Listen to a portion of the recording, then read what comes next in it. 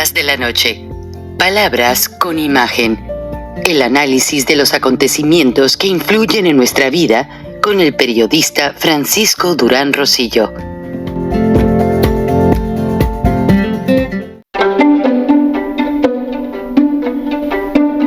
Frank Durán Rosillo te saluda y los saluda a todos ustedes, su amiga María Celeste Raraz, para invitarlos a que se suscriban a mi canal de YouTube, María Celeste Raraz, tal como mi nombre, donde les informo todas las semanas sobre entrevistas que tienen un tema que ayuda a mejorarnos como personas y de paso son interesantes.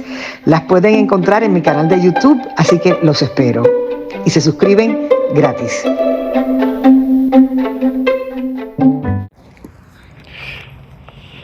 Seis, 5, 4, 3, 2, 1. Hola amigos, bienvenidos una vez más a Charlas de la Noche, Palabras con Imagen. Pues hoy estamos haciendo el programa y todos los noticiarios en Estados Unidos fueron transmitidos hoy desde parques como este. La gente se acaba de ir, pero todos trajeron sus bancas, sus sillas, su canasta con algo de comer para apreciar el eclipse. El eclipse que a lo largo de 100 millas a lo ancho atravesó los Estados Unidos de costa a costa, claro, en algunas partes fue más notorio, como en Dallas y otras ciudades. En Georgia no fue tanto porque el cielo nos tocó nublado. Pero bueno, se agradece. Estoy en vivo en algunas redes, me preguntan que si me colgué algo en el pecho. Sí, es el micrófono y para evitar ruidos extraños, el viento o que mi voz se distorsione, le ponen esto que en televisión le llamamos Dead Cat. El Dead Cat es esa protección que lleva el micrófono encima. Todos los micrófonos boom de repente llevan ahí ese pedazo de trapo y cuando uno no tiene ahí algo así como esto, este es profesional, está hecho, diseñado con un peluchito, la gente le pone un pedazo de toalla o esponja para evitar las distorsiones. Traigo a mi perrito corriendo, yo soy multitask, o sea, trato de aprovechar las actividades porque no rinde el día. Tengo 3 empleos y pues a veces falta el tiempo para hacer tanta cosa. Bueno, vamos a empezar con 2 cosas muy importantes. Obviamente lo que sucede en Estados Unidos, dejamos de lado el eclipse y cuando todos escuchábamos que Donald Trump estaba ganando las primarias, de repente un estratega demócrata le alerta al presidente Biden: oye, ¿por qué no metemos en la boleta de esta elección que viene el aborto y los derechos gay? Y así nos volteamos a toda la juventud de nuestro lado. Y lo hicieron. Pues hoy justamente Donald Trump anunció que se debe de quitar de la votación nacional el aborto principalmente, que es lo más controversial, y dejárselo a cada estado que lo desarrolle. Gracias, Ramírez, por tu saludo. Y dejarle a cada estado que desarrolle su punto de vista. Hay estados muy religiosos, como Georgia es meramente bautista, otros son predominantemente católicos, otros son muy independientes, etcétera. Pero aquí lo interesante fue cómo la polémica en la política a último minuto tuvo algo que ver para evitar ese arrase que tenía Donald Trump, que sus 75 millones de seguidores lo llevan por doquier. Vamos a ver qué pasa, seguiremos los acontecimientos conforme se acerque la elección. Ahora cruzamos la frontera y nos vamos a México. El debate no fue debate y voy a mencionar la palabra eclipse porque el oficialismo eclipsó el contenido de las preguntas y no permitió, fue notorio que no permitió que hubiera un debate en forma. Fueron ahí unas preguntas y respuestas de cómo se sienten, pero recuerden, cuando Ricardo Anaya debatía con López, iba y con todo respeto, y no soy partidario de Anaya, pero le llevaba a López las gráficas y le mostraba de cuando era jefe de gobierno esto y esto y lo otro, y ustedes lo recordarán. Fue algo bastante polémico lo que hacían. Sin embargo, pues a Xóchitl la eclipsaron. Y según vi a Claudia Sheinbaum, la cara de hacha, llevaba un binder, una carpeta o un legajo, como le quieran llamar, pues con muchas ya propuestas y temas de lo que ella iba a hablar en cada respuesta. Se notó que las preguntas le fueron dadas a Sheinbaum con antelación. A mí no me ven la cara. Xóchitl quizás a lo mejor también las tuvo, pero de algo que sí estoy seguro es que el INE no fue el INE, o Instituto Nacional Electoral, o Instituto Federal Electoral, como se llamaba antes, fue la mano negra de López la que manejó ese debate. O sea, no se notó que hubiese, en el buen sentido de la palabra, una dominancia de la voz del pueblo, una dominancia de los ciudadanos haciendo preguntas. Una vez en Italia vi un debate presidencial, allá por los años de Ferrus, ¿cómo se llamaba aquel candidato? Ay, se me fue, no lo quiero pronunciar mal.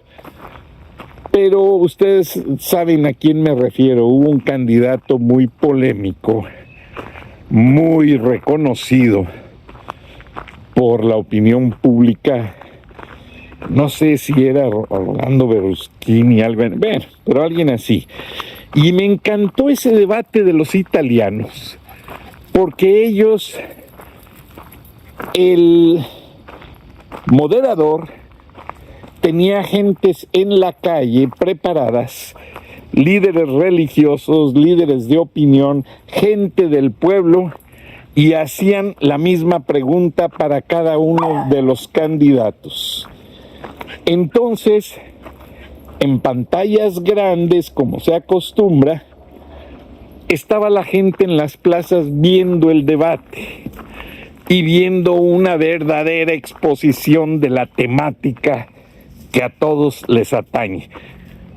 Eso a mí se me hubiera hecho un verdadero debate.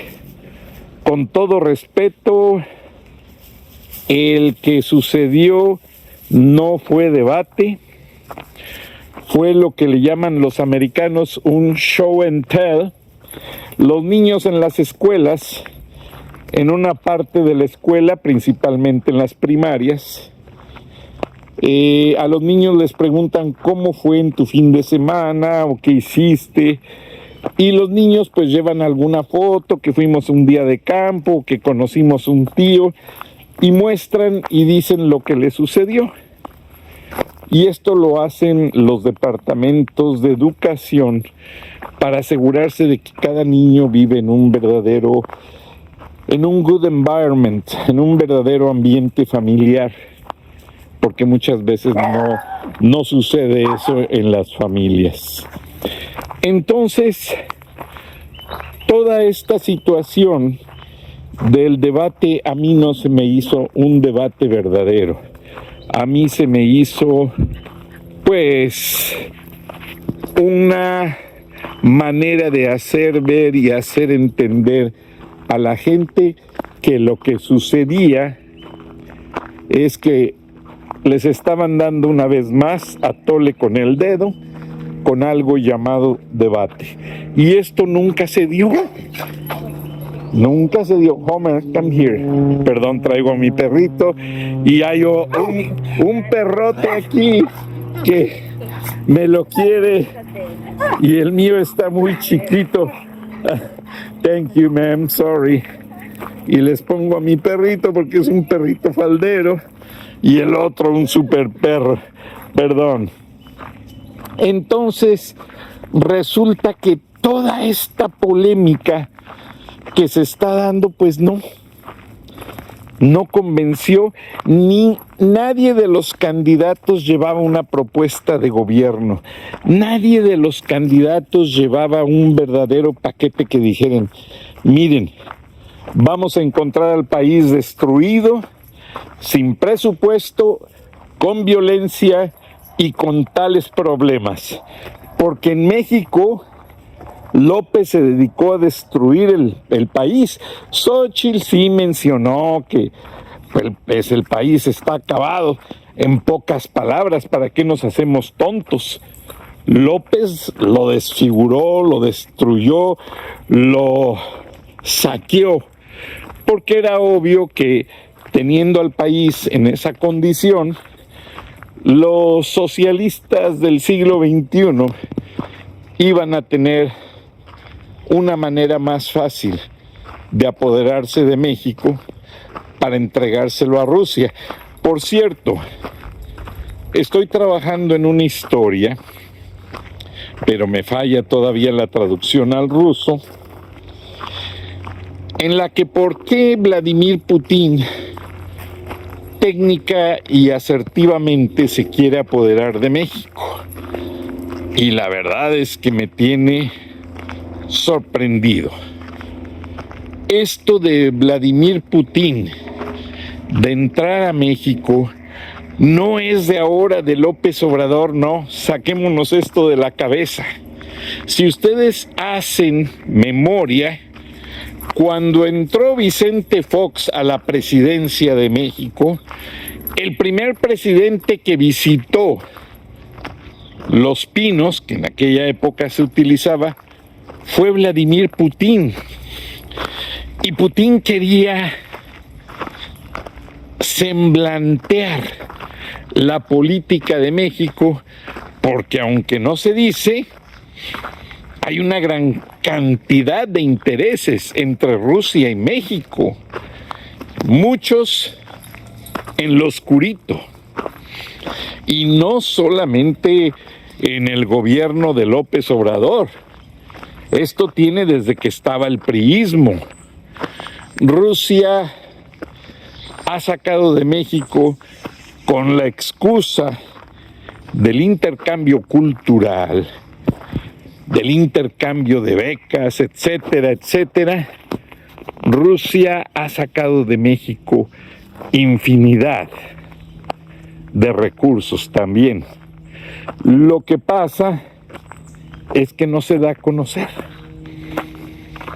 Desde que México es miembro de la Internacional Socialista, cuando estaba José López Portillo como presidente de México, se ocultaron y se hicieron ver de una manera de muy buena amistad, de muy buena relación, acuerdos en los que dice uno, bueno, ¿y por qué esto no se le informa al pueblo de México? O sea, Rusia se lleva órganos de México para sus experimentos médicos y fisiológicos. O sea, fisiología estudia las células. ¿De quiénes son estos órganos? De las personas que fallecen o que desaparecen. No sé si recurrirían a las fosas de los narcos, Pero Rusia hace muchísimo eso. Y en México es algo que no dan a conocer. Y el gobierno está de acuerdo. Es como aquello que informaron que el gobierno de México tenía antes antros, centros nocturnos, y pues no los daban a conocer, nomás los utilizaban para esto y para lo otro. Pero cada vez que vemos que el gobierno ruso, que por cierto es el que tiene, Cuba y Rusia tienen las embajadas más grandes en México, es por algo. No es solamente por imagen o porque quieren mantener ellos presencia, no. Hay mucho intercambio abajo del agua o underground, bajo el suelo. Militares mexicanos se van a entrenar a Rusia y tenemos décadas de que hay militares mexicanos que no solamente operan esos helicópteros que le compraron al gobierno ruso, sino que también están entrenados en las instituciones militares soviéticas. O sea, López Obrador prohibió ese plan de intercambios de militares mexicanos en la Escuela de las Américas, no muy lejos de aquí, en Columbus, Georgia, donde militares se venían a entrenar sobre estrategias para, pues, casos de emergencia, casos de un enfrentamiento con un grupo de narcos. Ya no lo hacen. Ahora entrenan en Rusia. Pero ¿cuál es el tipo de entrenamiento que se recibe en Rusia? Allí no les enseñan a enfrentar a narcos. Les enseñan espionaje, les enseñan control del pueblo y grandes masas, les enseñan operativos con equipos militares rusos que ya existen en México y que ya están llegando a raudales, pero que López lo oculta y no son gratis, cuestan dinerales. Un helicóptero ruso cuesta más caro que un helicóptero hecho aquí en la McDonnell Douglas, y no sé qué tan eficiente sea uno u otro. ¿Y por qué menciono todo esto? Bueno, en la línea del tiempo, con respecto a México, hablamos de que el debate fue eclipsado. Sí, y fue eclipsado con la línea de Palacio, o sea, de López Obrador directamente, y las amenazas. Qué casualidad que días antes del debate sacan al hijo de Xóchitl Gálvez, pues que se le pasaron las copas. Yo hace varios programas, hace como 4 o 5 meses, búsquenlo en Charlas de la Noche, Palabras con Imagen, saqué ese video de el hijo de López, Andy Chico, también tomado en un campo de golf y haciendo de las suyas. Y eso lo hacen mucho los juniors. Es algo muy normal, como para mostrar que tienen influencia.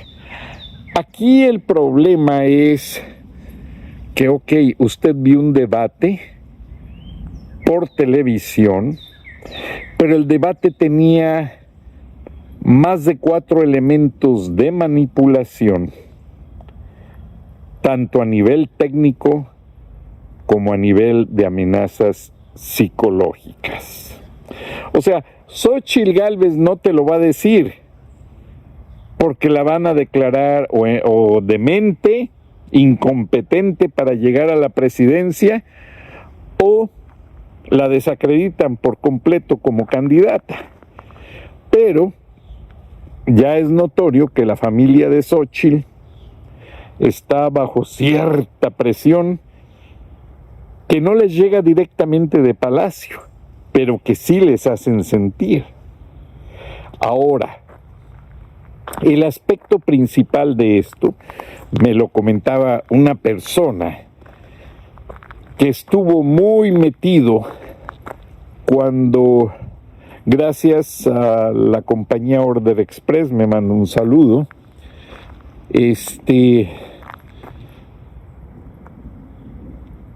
la situación es que dentro de toda la mecánica del debate hubo mucho trabajo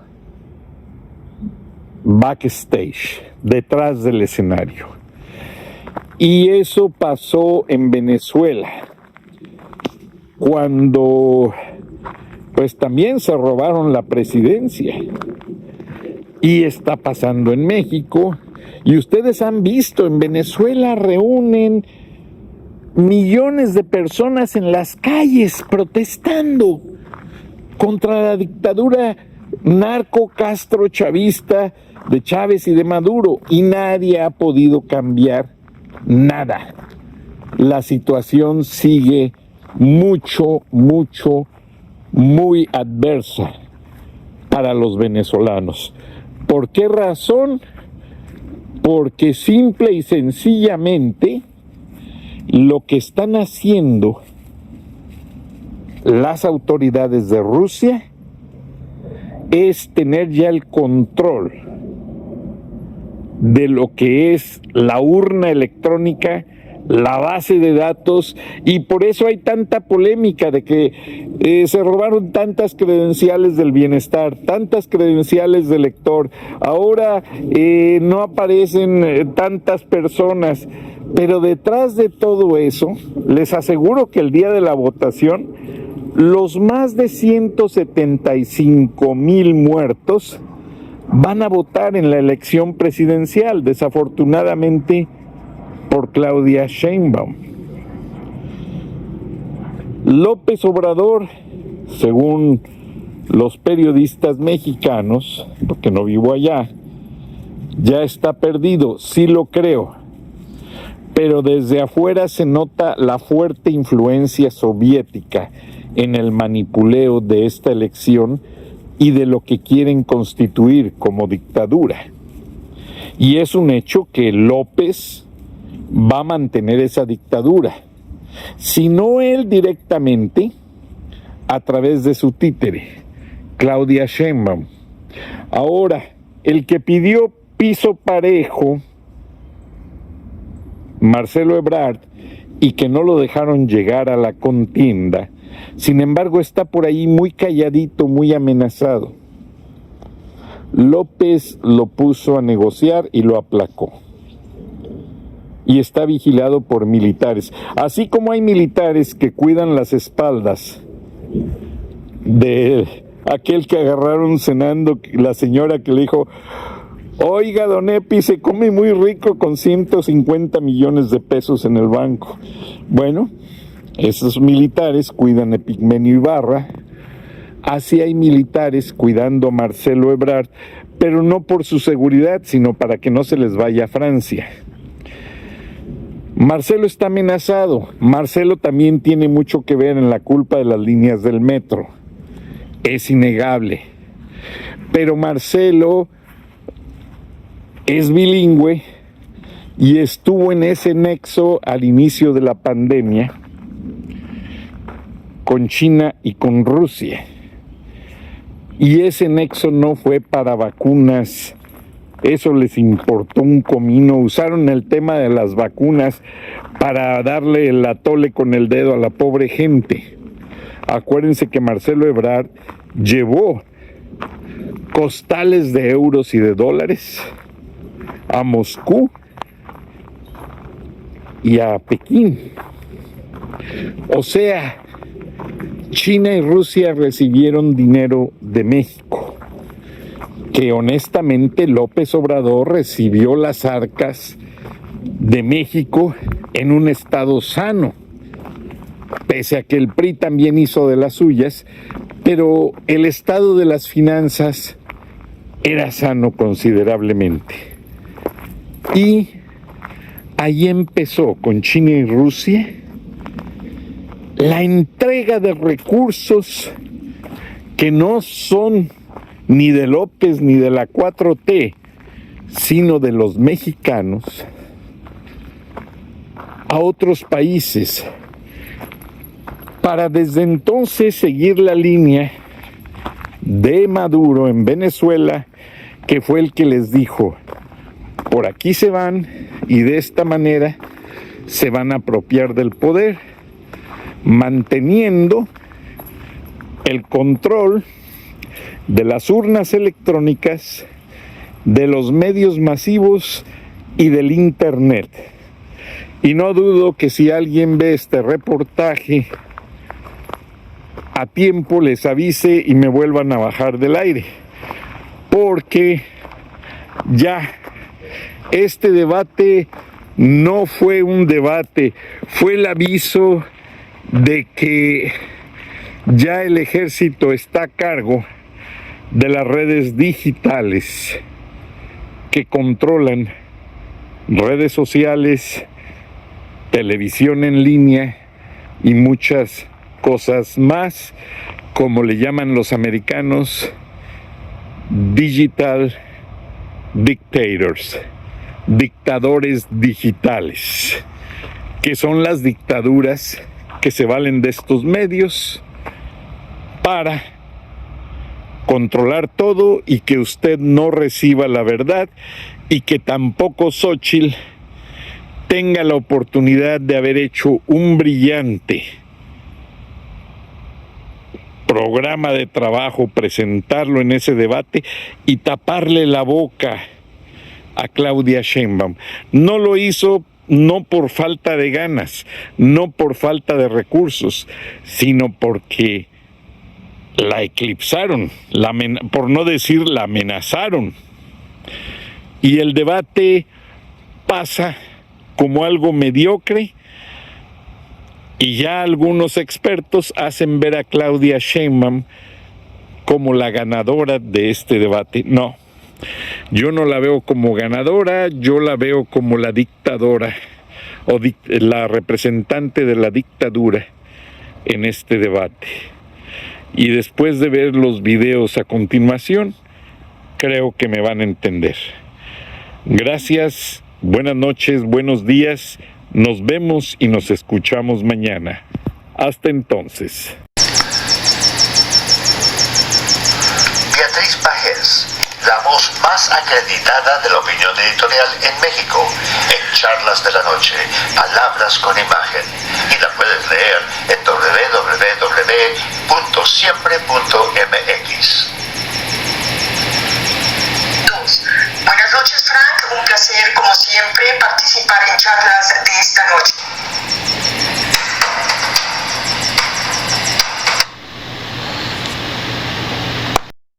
¿Quién va a garantizar que el 2 de junio no haya muertos? Con 30 candidatos y alcaldes asesinados, el proceso electoral 2024 va a pasar a la historia como el más sangriento. Faltan 8 semanas para que terminen las campañas y los asesinos operan cada vez con más desvergüenza e impunidad. Lo que más llama la atención es que el presidente no mueva un solo dedo para poner un alto a la ola de violencia. Peor aún, López opera como el principal golpeador de la campaña. Los muertos los han puesto todos los partidos, pero el principal beneficiario de la violencia quiere ser Morena. Detrás del no hacer nada, del dejar pasar a los sicarios, está la intención de que el miedo inunde las urnas e inhiba el voto. La ruta del oficialismo es clara: que el miedo a las balas y no los votos terminen imponiendo a Sheinbaum en la presidencia. Morena no tiene autoridad política ni moral para decir que es la víctima principal. No la tiene porque los abrazos no balazos es el pasaporte a la impunidad que entregó López Obrador al crimen organizado.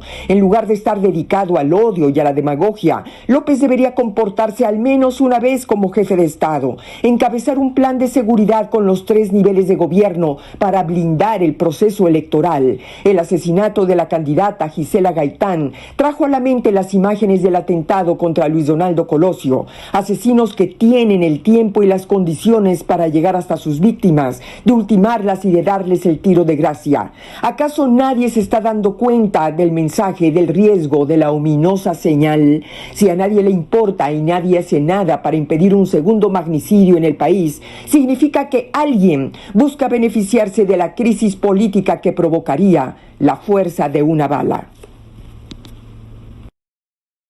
Hasta aquí mi comentario. Buenas noches, Frank, y buenas noches a todos quienes nos escuchan en Estados Unidos, México y en otras partes del mundo. Soy Beatriz Pajés. Hasta la próxima.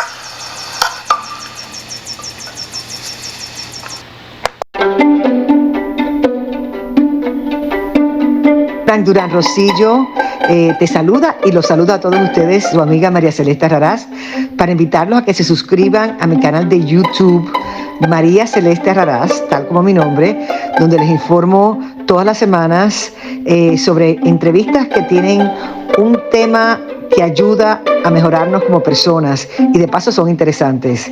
Las pueden encontrar en mi canal de YouTube, así que los espero. Y se suscriben gratis.